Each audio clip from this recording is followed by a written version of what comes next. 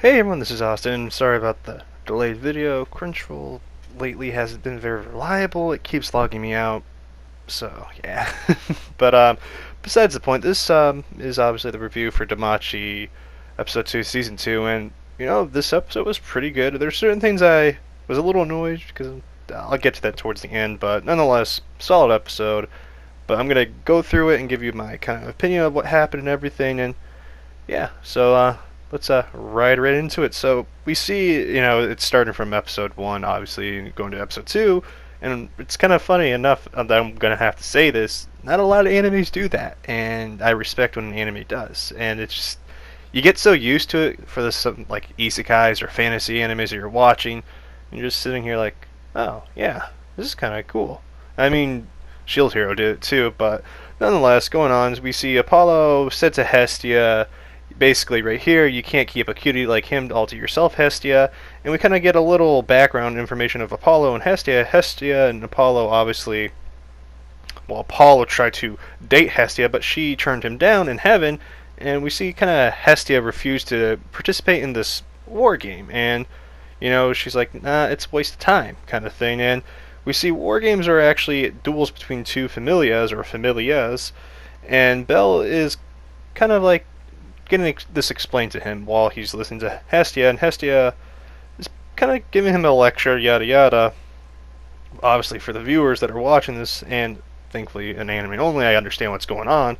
So Bell is heading out to the dungeon with, good old Welf and Lily, and we see after he's heading out, the Apollo family is out there, waiting for him to, jump him, basically, and this kind of is a little upsetting because we start to see, Hestia's place or the house completely destroyed and everything like that, and it's like, oh no, it's gone. I mean, it wasn't really well built, but it's one of those iconic things, and I know someone that read the light novel spoiled me on it, and I'm kind of happy to learn about that, but hey, if you guys are going to spoil it, I do stress, please put spoiler alert or spoiler yada yada and couple spaces in. I don't want everyone to, get upset because someone spoiled something, but view at your own discretion, basically, in the comments. But nonetheless, we see, Bell defend Hestia from the ongoing, invasion or attack, and we see they run into, two girls from before the last episode that kind of told them that they feel bad for him, and this is where that last quote from the last episode starts to make more sense, that they tell Bell basically when Apollo takes a liking to a child, or one of the regular people that aren't gods, he will follow them to the ends of the earth. And we kind of hear a little bit background on the two girls that he followed them to country, and it just, Apollo's a creepy guy to say the least. And we see that Bell gets a little away, and we see that we hear a quote, and this is kind of interesting. A wounded rabbit hops over the moon and devours the sun, and that is Luna, if I'm not mistaken, or Jade Rabbit, sorry. And it starts to connect, so that's what they're going for Bell or something. I still don't believe it. Yeah, it's one of those things, but nonetheless, I do want to stress right here, Best Girl was showing up, Ryu, she showed up, and I was quite happy. But this obviously, if you're wondering about this picture, this was the, kind of giving us the background of how everyone else was reacting, which is quite cool. And we start to see that everyone's hearing about what's happening right now, and Welf and Lily are just waiting for Bell, and they overhear people talking about what's going on, and Ice hears about it, but basically is told she can't do anything. And we see Bell still on the run, and we just see another familia is helping all of a sudden, and it's Soma, Lily's familia, and we've ran into them before in the previous season about how they're kind of, I'm going to call them mercenaries at this point because that's what they are. But Bell just runs and keeps running and defending Hestia and everything until he runs into the guy before, the guy that messed him up in the bar. And this is kind of, how do I put this? It's a good reminder that Bell isn't this indestructible hero that people think he is. He is only human, so we think. But continuing on, we basically see Bell getting destroyed in front of Hestia, and then we get it's really upsetting to see Hestia. She's like, oh no, and it kind of just sets this tone of Hestia really hasn't seen what really goes on, and it's a cool little thing I just wanted to bring out, and I felt like, talking about, because having this different point of view in an anime helps, everyone understand what's going on. And I mean, we have Apollo kind of just, I guess, overlooking this entire situation. That's how I would put it. But nonetheless, continuing on, we kind of see Bell's advisor telling the guildmaster to tell the Apollo Familia to stop fighting in the middle of the city because they're going to be heavily punished. But the guildmaster kind of just goes, they'll pay any fine, they'll get away with it. It's no use, don't waste your breath, kind of thing. And I mean, it's kind of sad but true.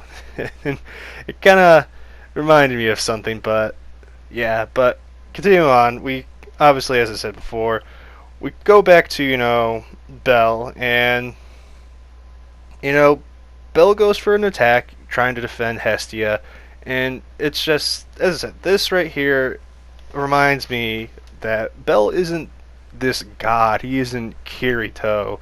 He, isn't Goku kind of thing. He doesn't just automatically win. He gets beaten up. I mean, look at Nafumi in Shield Hero.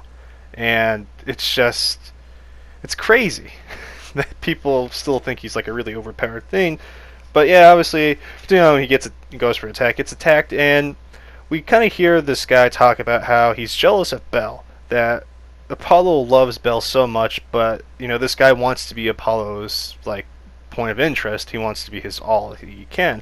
And we see good old the girl that I completely forgot that they've left out of the last season. Thankfully, I had to play the app and I found out. I think her name is Naza or Nazia. However you, I personally don't know how to pronounce her name, but someone will correct me. But she steps in and kind of snipes from all the way back. Obviously, if you're sniping, you have to be at a far away distance, and Hestia takes the opportunity to just, take Bell to safety, but they're still in danger. And we kind of see, all these people start showing up. Mikado and the crew, Welf, Lily. I'm going to butcher his name. Myark. I know someone's gonna get really upset at me in the comments. I'm sorry. At least I'm not pronouncing Arifuru as Arifurei. Yeah, I'm doing it with the hands. But nonetheless, we see, Bell gets healed, and Bell needs to head to the guild. It's kind of like a safe spot now, that, he thinks. And we see, Bell starts getting up and heading towards the guild while, Welf and the others kind of back him up. Then we see Lily just go up and try to chase the other guys that got past Welf, and we see Zenith shows up and reunites with Lily, and basically she gets brainwashed into going back to the Soma Familia, and it's crazy that just happened. Now that's another tacked on thing that Bell has to do. He has to now save Lily from the Familia that's, in my opinion, quite awful. And we, as I said, we saw the last season, that they were just, this Familia isn't very trustworthy. They buy all this money to get all the wine they want, and it led into a lot of issues, to say the least. But anyways, Bell and Hestia, are in a safe spot for now and kind of are enjoying their moment. And we see basically the guy before says, Bell, you can hide, but you'll eventually be found. And Hestia at this moment gives Bell the whole, we either flee the city or we fight a battle that we cannot win kind of thing. And it just, that helps ground everything to what's going on. This situation, there's no winner. It's basically checkmate. You either fight or flee kind of thing. And fleeing isn't an option usually with some people, but nonetheless, Hestia asked the question, and this is kind of what I quite enjoyed this, not in the wrong reason, but for her just stepping up.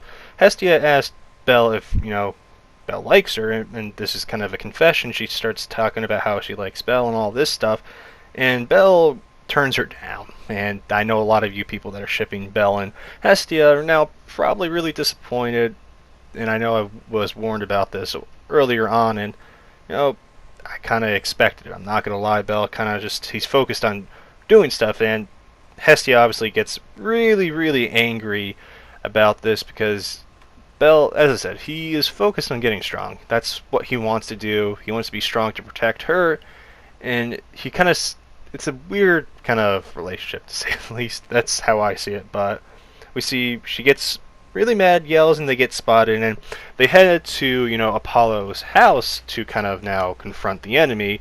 And we see Hestia ask for a glove and throws it right at Apollo, and now the war game is official.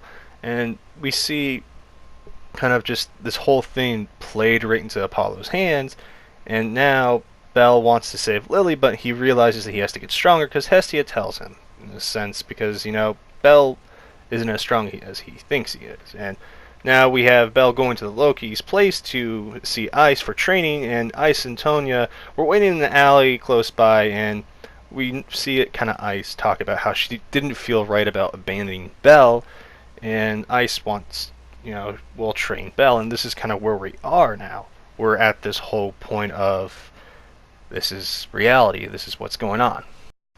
Bell needs to get stronger to save Lily and save himself.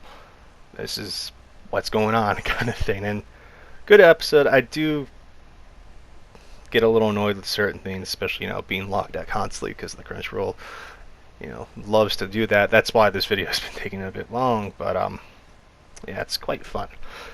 But nonetheless, it's setting up for the bigger picture, and I can't wait for the next episode. And before you ask, yes, I will be covering, the Milf Isekai. That review will be out tomorrow, don't worry. Just don't know what time exactly yet, but nonetheless, good episode. What did you think? Was it good? Was it bad? I apologize too for this video. I'm not really later than usual. But yeah, please do share this video because I'm pretty sure the algorithm is going to destroy this video. And yeah, I'll see you guys in the Discord. It'll always be pinned in the pinned comment, obviously, and link, yada yada. You know what I'm trying to say. But anyways, guys, thank you for watching. I'll catch you in the next video. This has been Austin, and I hope you have a wonderful day. Stay safe, stay hydrated. Adios, amigos.